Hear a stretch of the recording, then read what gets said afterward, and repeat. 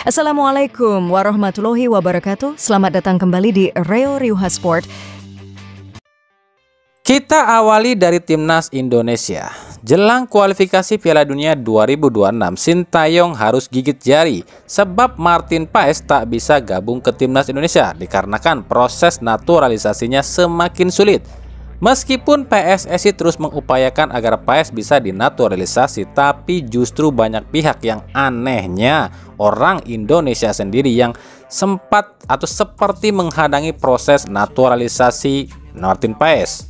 Banyak banget pihak yang justru orang Indonesia membuat video-video jika Paes ini pernah main di timnas senior Belanda yang tujuannya agar pihak FIFA melihat dan menggagalkan rencana PSSI untuk menaturalisasi Paes. Aneh ya. Ternyata musuh Indonesia itu bukan cuma dari luar, tapi lebih bahaya lagi musuh dalam selimut alias warga Indonesia sendiri. Nggak tahu deh otaknya pada kemana nih orang-orang.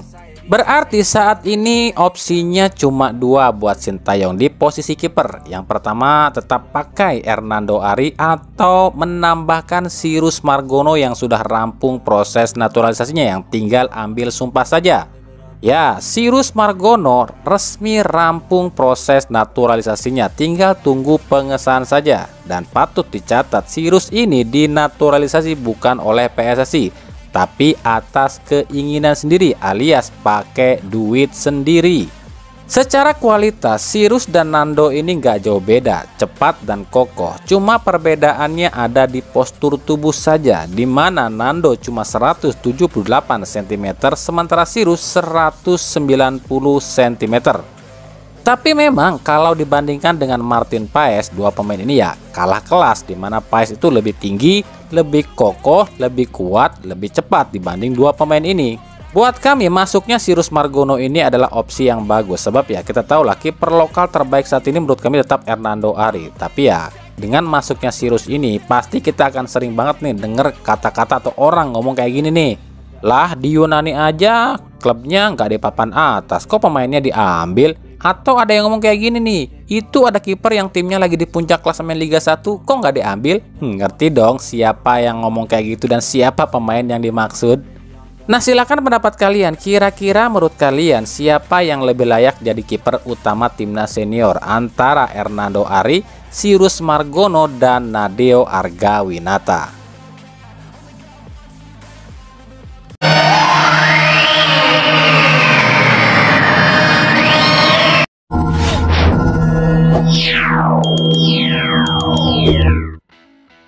Sementara di timnas U16, Nova Arianto mengkonfirmasi akan memakai satu pemain keturunan yang saat ini main di Australia bersama klub Melbourne City FC. Dia adalah Matt Baker.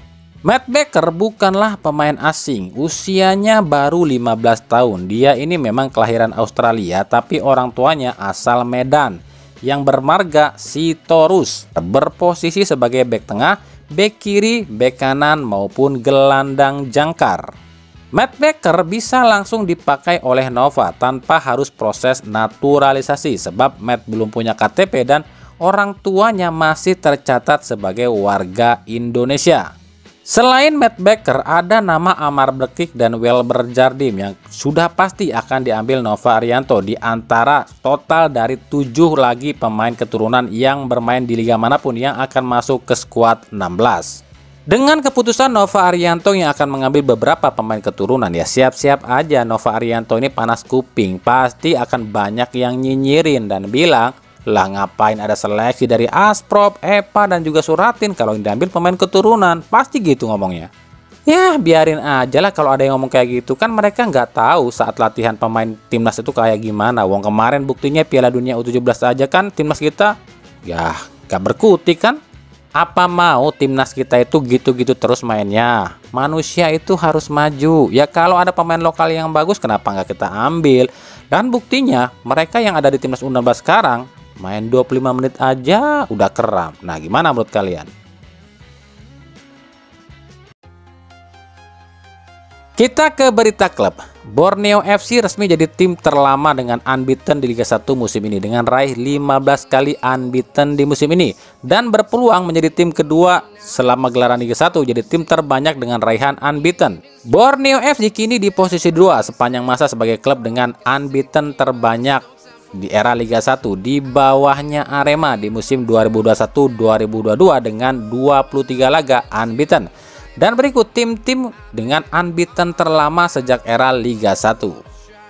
Di posisi 1 ada Arema dengan 23 unbeaten di musim 2021-2022. Di posisi 2 ada Borneo FC 2023-2024, ada Persib Bandung 2022-2023 dan Bali United 2021-2022 dengan 15 unbeaten. Di posisi 3 ada Persib di musim 2023-2024 dengan 14 kali unbeaten. Di posisi 4 ada PSM Makassar 2022-2023, Persebaya 2021-2022 dan Persikabo 2019 dengan 13 unbeaten. Di posisi 5 ada Bali United 2019, Persipura 2017, Persija 2017, PSM 2021-2022, Persib 2021-2022 dengan 12 unbeaten. Dan di posisi 6 ada Bayangkara FC 2017 dan Persib 2021-2022 dengan 11 unbeaten. Nah, yang jadi pertanyaan, apakah Borneo FC akan mampu kawinkan gelar unbeaten dengan juara? Jika musim ini nggak ada yang namanya Champions Series, jelas Borneo akan cetak sejarah dengan tim pertama yang unbeaten bersama dengan juara juga. Tapi lantaran ada yang namanya Champions Series, ya segala kemungkinan bisa saja terjadi. Tapi sebagai catatan, sejak 2017 belum ada satupun tim yang unbeaten tapi juara di akhir kompetisi. Dengan rincian, musim 2017 ada Persija dan Persipura yang unbeaten 12 kali, tapi juaranya Bayangkara FC. Musim 2018 nggak ada yang unbeaten. Musim 2019 ada Persikabo yang unbeaten 13 laga, tapi juaranya Bali United. Musim 2021-2022 Arema unbeaten 23 kali, tapi juaranya Bali United. Dan musim lalu 2022-2023 Persib unbeaten 15 kali, tapi juaranya PSM Makassar. Nah, kira-kira siapa yang akan jadi juara di musim ini? Apakah Borneo FC mampu pecahkan rekor menjadi tim yang unbeaten juga juara, atau mungkin seperti yang sudah-sudah, yang unbeaten selalu jadi runner up?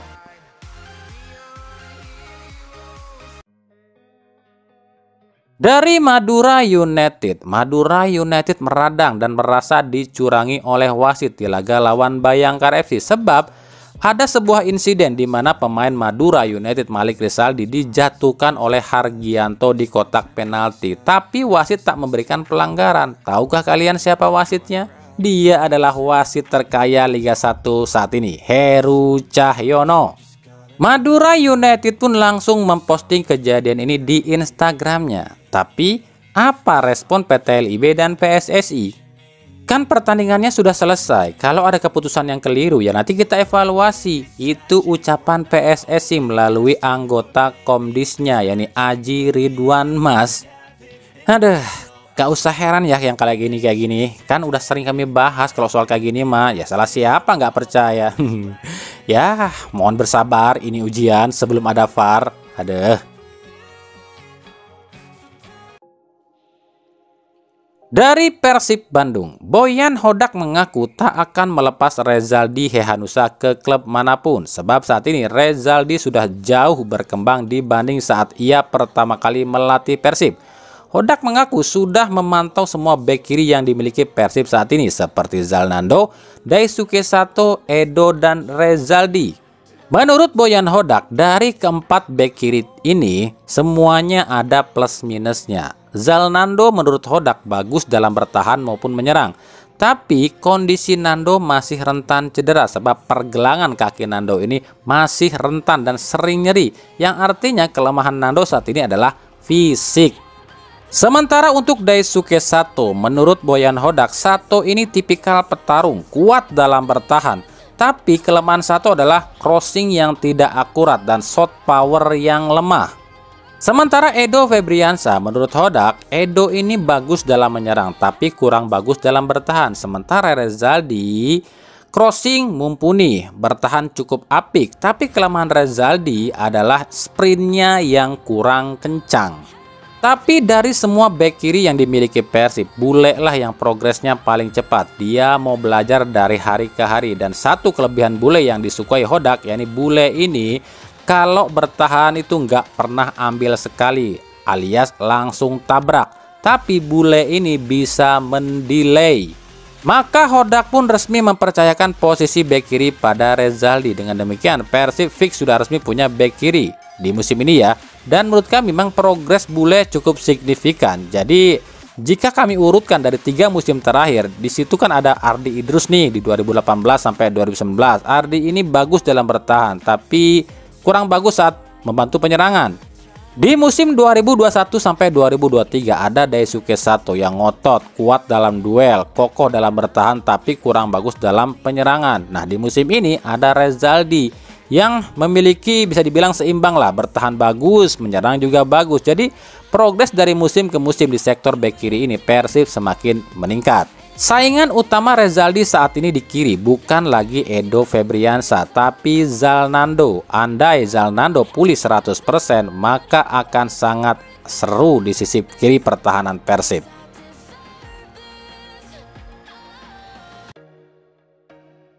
Dari Bayangkara FC, Bayangkara FC resmi menunjuk Gomes de Oliveira sebagai pelatih sementara Bayangkara FC hingga akhir musim. Cuma belum juga apa-apa udah kontroversi. Di laga lawan Madura United, Gomes udah pimpin pertandingan di pinggir lapangan. Tapi anehnya Gomes kok nggak pakai ID card ya?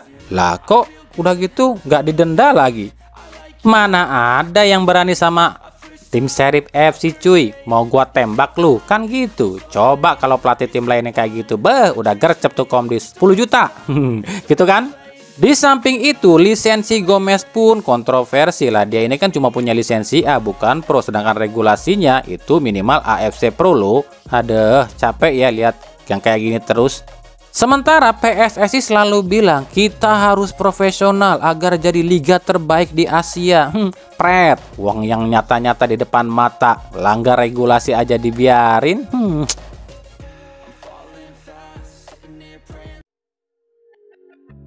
Dari Bali United, pelatih Bali United Stefano Cugura secara tegas menolak regulasi U23 dihapuskan di liga. Menurut Teko, regulasi itu udah disetujui oleh klub di awal musim, tapi kenapa harus dihapuskan? Dan Teko setuju jika dalam satu tim itu harus ada pemain U23 di setiap pertandingan.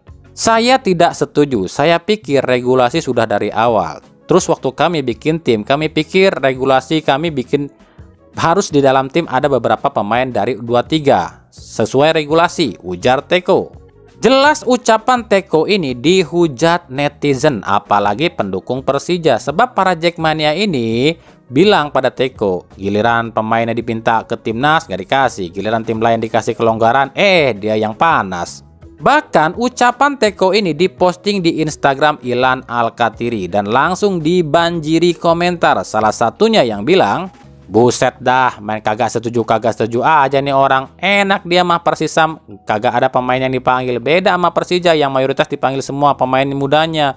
Bisa aja nih mantan, tulisnya.